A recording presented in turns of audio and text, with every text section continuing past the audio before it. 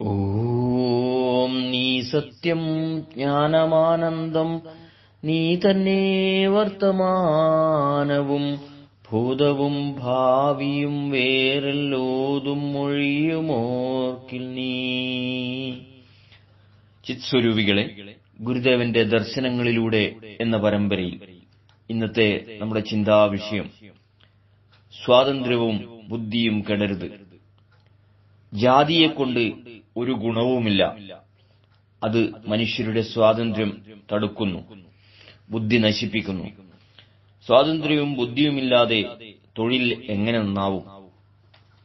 പ്രിയരെ, മഹാത്മാഗാന്ധിജിയുടെ വൈക്കം സത്യാഗ്രഹാശ്രമ സന്ദർശനവേളയിലെ പ്രസംഗത്തെക്കുറിച്ച് ഒരു ഭക്തൻ ഗുരുദേവനുമായി സംഭാഷണത്തിലേർപ്പെട്ടു. തുടർന്ന് ജാതിപ്രകാരം തൊഴിലേർപ്പെടുത്തിയാൽ ജീവിത മത്സരം കുറയുമെന്നും എല്ലാവർക്കും ജോലിയുണ്ടാകുമെന്നുള്ള ഒരു പ്രമാണിയുടെ അഭിപ്രായം ശ്രദ്ധയിൽപ്പെടുത്തി. അപ്പോൾ ഗുരുവിന്റെ വിശദീകരണം ഇതായിരുന്നു: ഒരാൾ പരീക്ഷ എഴുതുന്നതും കളിയിലേർപ്പെടുന്നതും തൊഴിൽ ചെയ്യുന്നതും വിജയിക്കാൻ വേണ്ടിയിട്ടാണ്. എല്ലാ പ്രവൃത്തികൾക്ക് പിന്നിലും ഒരു വിജയ ലക്ഷ്യമുണ്ട്. ഒരു മലയുടെ മുകളിലെത്തണമെങ്കിൽ കയറ്റം കയറിയേ മതിയാവൂ. ഇതെല്ലാം സാധിക്കണമെങ്കിൽ ഏകാഗ്രതയും പ്രയത്നവും വേണ്ടതുണ്ട്.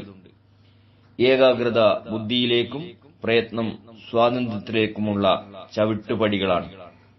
അതിനാൽ ഏകാഗ്രതയും പ്രയത്നവും ഉണ്ടായിരുന്നാൽ മാത്രമേ ബുദ്ധിയും സ്വാതന്ത്ര്യവും ഏകോപിപ്പിക്കുകയുള്ളൂ. ഈ ഏകോപിപ്പിക്കലിൽ നിന്നാണ് എല്ലാ വിജയങ്ങളും നന്നാകലുകളും ഉണ്ടാകുന്നത്.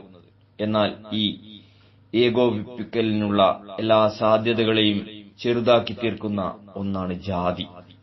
അത് അസ്വാതന്ത്ര്യങ്ങളുടെ ഒരു കൂട്ടമാണ്. തുറസായ ഭൂമിയിൽ വളരേണ്ട വൃക്ഷത്തെ എടുത്ത് ഒരു ചെടിച്ചട്ടിയിൽ നട്ട് എത്ര വളവും വെള്ളവും നൽകി വളർത്തിയാലും അതൊരു വൃക്ഷമായി തീരുകയില്ല.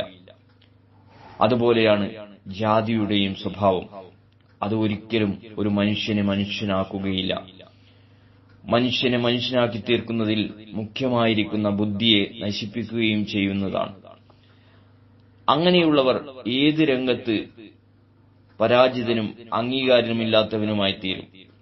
അതിനാൽ സ്വാതന്ത്ര്യത്തെയും ബുദ്ധിയെയും നശിപ്പിക്കുകയോ തടയുകയോ ചെയ്യുന്ന യാതൊന്നിനും ജീവിതത്തിൽ പ്രാധാന്യം നൽകേണ്ടതില്ല. സ്നേഹപൂർവം, രഞ്ജൻ, കയനാടത്ത്.